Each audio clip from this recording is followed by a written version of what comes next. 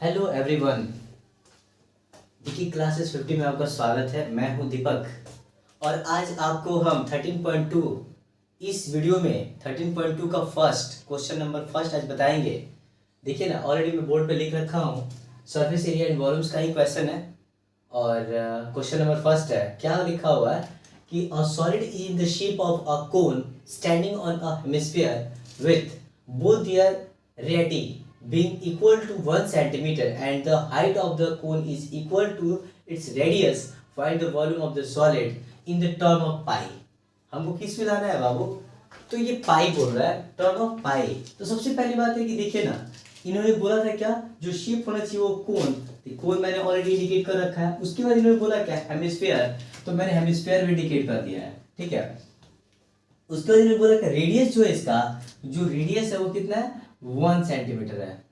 जो रेडियस है वो कितना है, 1 सेंटीमीटर है। और इसकी जो हाइट भी है ना कोन की, वो भी कितना है, तो वो भी 1 सेंटीमीटर ही है। देखिए ना, इक्वल बोला ही है, height of the cone is equal, मतलब जितना ये होगा उतना ही उसका कोन की हाइट है। देखिए ना, हमें दो चीज पता हो गया, हाइट और रेडियस, दोनों चीज पता हो गया। अब देखिए, निकालने के लिए इन्होंने क्या बोला है, find the volume of the solid in term of pi. Pi के टर्म में लाना है हम लोग को।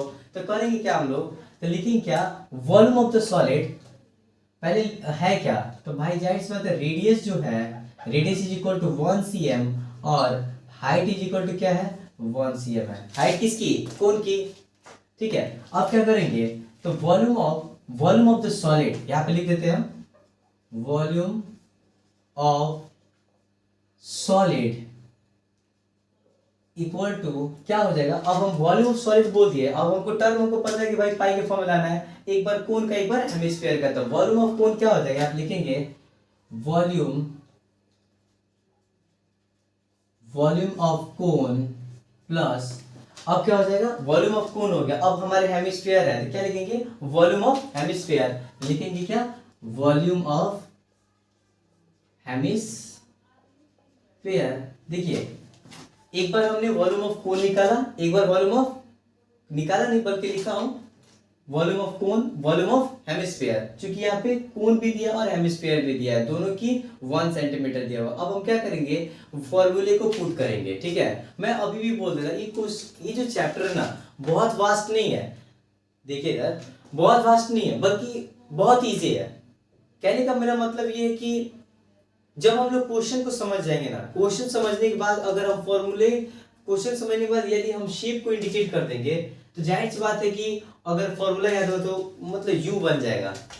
तो कहने का मेरा मतलब है कि पहले हम लोग समझे कि बोला क्या था, एक सॉलिड शेप लेने के लिए बोला था, वो भी किस शेप में, तो पहला बोला था क्या कि कोन है, कोन जो स्टैंडिंग है वो भी हेमिस्फीयर के ऊपर, तो मैंने कोन बनाया और हेमिस्फीयर बनाया। और इन्होंने बोला था कि जो रेडियस है वो 1 सेंटीमीटर है और जो भी होगा उसका रेडियस, वो सेम हाइट भी उसका वही होगा। तो कोन की हाइट मैंने क्या कर दिया, 1 सेंटीमीटर इंडिकेट कर दिया। ठीक है, उसके बाद मैंने क्या इंडिकेट भी कर दिया, प्लस लिखा भी हूं, radius equal to 1 centimetre and height is equal to 1 centimetre.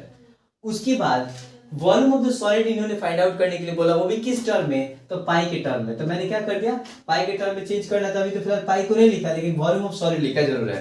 तो देखिए ना, वॉल्यूम ऑफ कोन, उसके बाद वॉल्यूम ऑफ हेमिस्फीयर। अब क्या करेंगे, कुछ नहीं करेंगे, बस यहाँ पे फॉर्मूला इंडिकेट करेंगे, काम खत्म। अब देखिए ना, वॉल्यूम ऑफ कोन का फॉर्मूला क्या होता है, तो 1/3 पाई स्क्वायर एच होता है। 1/3 पाई स्क्वायर एच होता है, प्लस अब वॉल्यूम ऑफ तो कोन हो गया, वॉल्यूम ऑफ हेमिस्फीयर का फॉर्मूला क्या होता है, तो 2/3 पाई आर क्यू हो जाएगा। 2/3 पाई आर क्यू हो जाएगा। ये मेरा वॉल्यूम ऑफ कोन का हुआ और वॉल्यूम ऑफ हेमिस्फीयर का हुआ। ठीक है, अब देखिए हम लोग क्या करेंगे, यहाँ पे सोचिए पहले कि 1/3 पाई आर स्क्वायर एच है और 2/3 pi r square pi r cube है, सॉरी स्क्वायर क्यू है। अब करेंगे क्या, इसमें हम कॉमन वगैरह कुछ नहीं करेंगे, क्योंकि हमारे पास ज्यादा कुछ तो डिजिट नहीं है, 1 है, और 1 है तो वैल्यू को पुट कर देंगे, ऐसे ही निकल जाएगा। आइए देखते हैं, जहां जहां आपको पुट करना वहां पुट करेंगे। अभी ध्यान रहे, ये पाई के फॉर्म में बोला था, पाई की वैल्यू लिखने की जरूरत नहीं है, 22/7 जो होता है वो लिखने की जरूरत नहीं है, क्योंकि हमको इसी फॉर्म में इसका आंसर दिलाना है। तो देखिए ना, 1/3 पाई आर स्क्वायर है तो 1 का स्क्वायर, एच है तो एच का भी, हाइट का भी 1 है, 1 हो जाएगा। 2/3 पाई है तो पाई लिख दिए और 1 का क्यूब हो जाएगा। ठीक है, अब देखिए ना, यहाँ पे इंटू है, यहाँ पे भी इंटू है। देखिए 1/3 है, अब 1/3 इंटू पाई हो गया, 1 का स्क्वायर करेगा तो 1 ही हो जाएगा, 1 में 1 से मल्टीप्लाई करेंगे तो 1 हो जाएगा। 2/3 है, अब 2/3 इंटू पाई 1 का क्यूब करेंगे तो 1 ही होगा, क्योंकि 1 का क्यूब का मतलब 1 इंटू 1 इंटू 1 होता है, तो 1 में 1 से मल्टीप्लाई करेंगे तो 1 ही हो जाएगा, 1 में 1 से मल्टीप्लाई तो 1 ही हो जाएगा, इसलिए हमने क्या लिख दिया यहाँ पे 1 लिख दिया। ठीक है, अब देखिए ना 1/3 पाई है, तो भाई जाहिर सी बात है 1/3 पाई लिख देंगे और 2/3 पाई लिख देंगे, क्योंकि 1 से मल्टीप्लाई करेंगे तो वही हो जाएगा, उसमें कोई फर्क नहीं पड़ेगा। ये 3 है, ये भी 3 है, थोड़ा क्लीन कर दिए। अब देखिए और आगे चलते हैं हम लोग, तो 1/3 3 बेस में 3 है, तो भाई जाहिर सॉरी डिनोमिनेटर में 3 है तो 3 लिख दिए। 3 का एलसीएम 3 का एलसीएम 3 होता है, 3 के टेबल में 3 वन टाइम में आता है, 1 क्या हो जाएगा यहाँ पे 2 पाई और 1 पाई, कितना हो जाएगा 3 पाई, 3 पाई अपॉन 3, 3 से 3 कैंसिल, क्या हो जाएगा पाई सेंटीमीटर क्यूब हो जाएगा। देखिए ना क्या बोला था क्वेश्चन, वॉल्यूम ऑफ सॉलिड, तो लिख देंगे यहाँ पे volume of solid, of the solid बोला था ना, सॉलिड इज इक्वल टू क्या हो जाएगा पाई सेंटीमीटर क्यूब, आपका आंसर हो जाएगा। ठीक है,